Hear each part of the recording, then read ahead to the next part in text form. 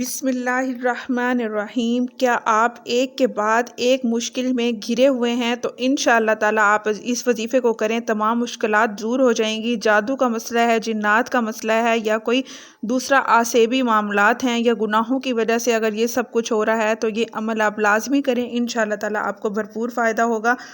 کیونکہ بعض اوقات ہم زندگی کی رنگینیوں میں اس قدر کھو جاتے ہیں کہ ہمیں اندازہ ہی نہیں ہوتا کہ ہم نے واپس لوٹ کر بھی جانا ہے، کیونکہ اس زندگی میں اللہ تعالیٰ نے ایک خاص اٹریکشن رکھی ہے، لیکن جن کے ایمان کمزور ہوتے ہیں وہ زندگی میں ہی کھو کر رہ جاتے ہیں۔ ہم اپنا مقصد بھول جاتے ہیں کہ ہمارا اس زندگی میں آنے کا مقصد کیا ہے، اور اس قدر غلط کاموں میں پڑ جاتے ہیں کہ گناہوں کا جو بوجھ ہوتا ہے وہ ہمارے اوپر اتنا زیادہ ہو جاتا ہے۔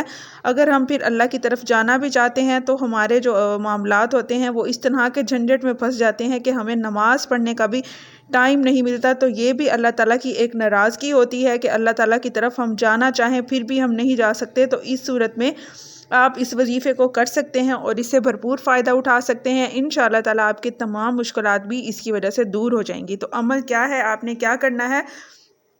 سورۃ یونس جو ہے اس کی آیت نمبر 64 یہ آپ نے عشاء کی نماز کے بعد پڑھنی ہے، یعنی آپ نے نماز ادا کرنے کے بعد سورۃ یونس کی جو آیت نمبر 64 ہے اس کو آپ نے 101 مرتبہ پڑھنا ہے۔ لیکن پڑھنے کا وہی طریقہ ہے، آپ نے اول اور آخر 11 مرتبہ درود شریف پڑھنا ہے۔ اگر آپ درود ابراہیمی پڑھ لیں تو بہترین ہے، اگر کوئی اور آپ درود پڑھنا چاہیں تو وہ بھی پڑھ سکتے ہیں۔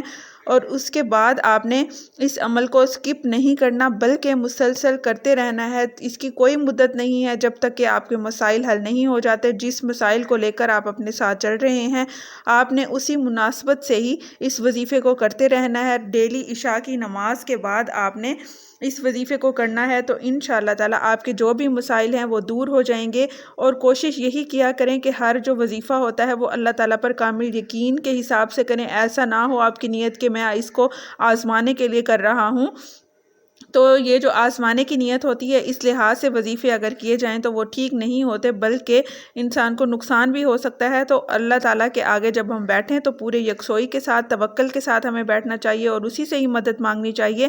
تو بے شک جو ہے ہماری ہر مشکلات کا حل اسی ذات کے ساتھ ہے۔ اس کے ساتھ ہی میں آپ سے ریکویسٹ کرنا چاہوں گی کہ آپ میرے چینل المحسی کو سبسکرائب